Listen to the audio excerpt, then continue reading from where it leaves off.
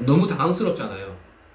그분은 분명히 오해를 다 풀었습니다 라고 했는데 검사는 이분이 범죄를 다 자백했다 라고 기재를 해둔 겁니다.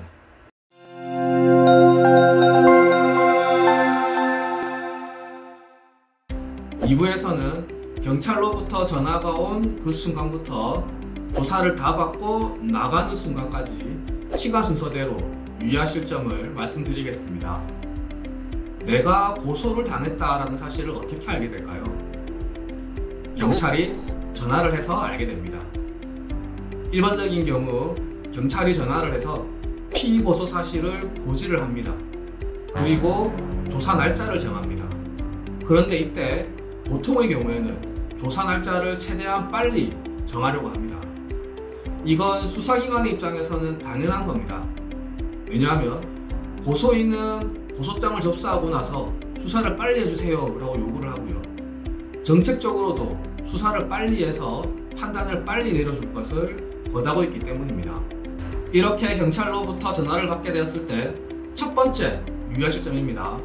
고소인의 이름, 제명, 사건 번호를 반드시 확인하시기 바랍니다. 보통의 경우에 경찰이 피고소 사실을 고지해주면서 고소인의 이름과 제명은 얘기를 해줍니다. 그런데 사건 번호는 얘기해주지 않습니다. 사건 번호를 반드시 물어보시고 어딘가에 적어두시기 바랍니다. 나중에 필요할 때가 있습니다. 두 번째, 경찰은 조사 날짜를 정하려고 합니다. 언제 출두하세요 라고 얘기를 하는데요. 아까 말씀드렸듯이 경찰은 최대한 빠른 날짜에 출두하기를 원합니다.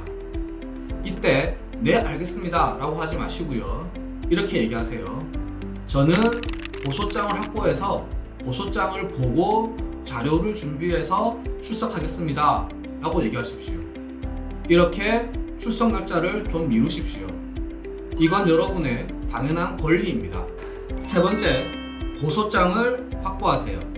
고소장을 확보하는 방법은 포털 사이트에서 고소장 정보공개 청구라고 검색을 하시면 상세하게 나옵니다. 정보공개 청구라는 사이트가 있고요. 그 사이트를 통해서 고소장을 확보하실 수 있습니다. 그리고 이때 필요한 것이 사건 번호입니다. 만약에 당황하셔서 사건 번호를 적지 않았다 그렇더라도 걱정하지 마시고요. 다시 전화하셔서 물어보세요. 알려줄 겁니다. 네 번째, 변호사 선임 여부를 결정하세요. 변호사를 선임하시라, 선임하지 마시라 이러한 얘기는 아니고요. 변호사를 선임할지 말지 결정은 조사를 받으러 가기 전에 하셔야 된다 라는 말씀을 드리고 싶은 겁니다. 조사가 끝이 나고 나면 변호사가 할 수 있는 일은 제한적입니다. 일부에서도 말씀드렸듯이 중요한 것은 조사를 받을 때 어떻게 받을 것이냐입니다.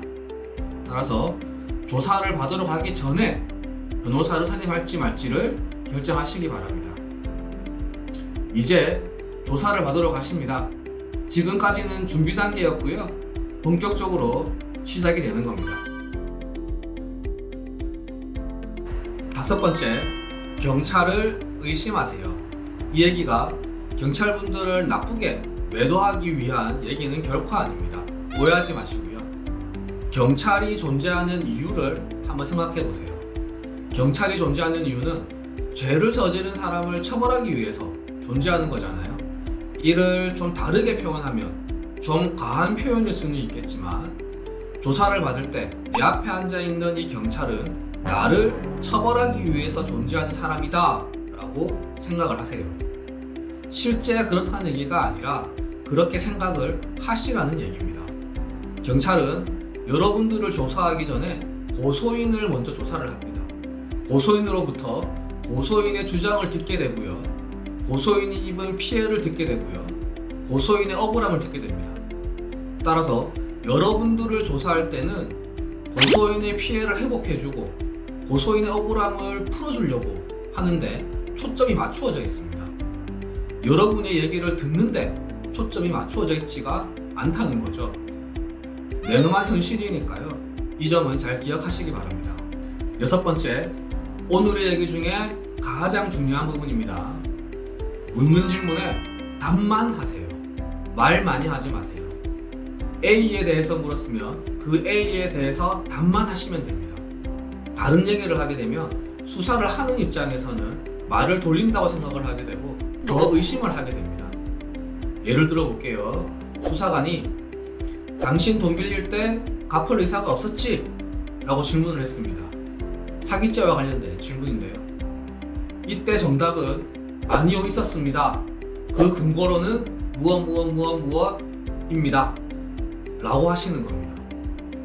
그런데 이때 장황하게 그때 내가 왜 돈을 빌렸고 그때 내가 얼마나 어려웠고 돈을 갚으려고 했는데 1월에서 못 갚았어요 등등등등 다른 말씀들을 하는 경우가 상당히 많습니다. 이렇게 다른 얘기들을 많이 한다고 해서 내가 돈 갚을 의사가 있었다 라는 점이 인정되지는 않습니다. 오히려 그렇게 어려웠으면 돈 갚을 의사가 없었던 거 아니에요? 라고 말꼬리를 잡히게 되는 거죠. 일부에서 말씀드린 그분도 여기에서 문제가 생겼던 겁니다. 그분은 열심히 말을 많이 했어요. 그런데 수사를 하는 입장에서 보면 그 많은 말들은 오히려 본인의 범죄를 인정하는 얘기였다는 거죠. 7번째, 신문 조서를 꼼꼼히 확인하세요. 특히 누락된 부분이 없는지 잘 확인하세요. 조서는 보통 꾸민다 라고 표현을 하죠. 제가 생각해도 맞는 표현입니다. 신문 조서는 질문과 답변으로 구성이 되는데요. 질문을 하고 답변을 듣고 그거를 타이핑하는 사람은 결국 수사관이 하게 됩니다. 따라서 취사 선택이 반드시 일어날 수밖에 없고 수사하는 사람의 시각이 반드시 들어갈 수밖에 없습니다.